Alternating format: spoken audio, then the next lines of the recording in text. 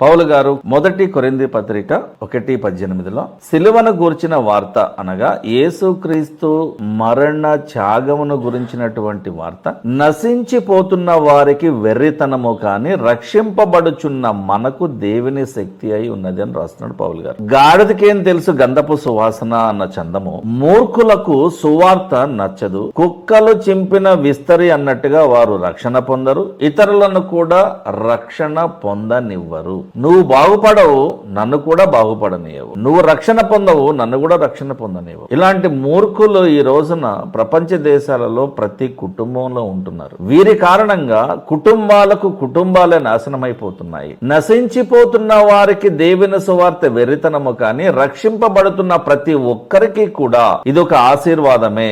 ఇది దేవుని శక్తి అయి ఉన్నది. దేవుని అనుమతి లేకుండా మీరు ఎంతటి సువార్త ప్రకటించినా, ఎంతసేపు వాగినా సరే, ఎన్ని సభలు పెట్టినా సరే, దేవుని అనుమతి లేనిదే ఎవరు కూడా క్రీస్తుని దేవుని కుమారుడిగా ఒప్పుకోలేరు, తమ సొంత రక్షకునిగా ఒప్పుకోలేరు. కానీ మనం చేయవలసిన పని మనం చేస్తూనే ఉండాలి.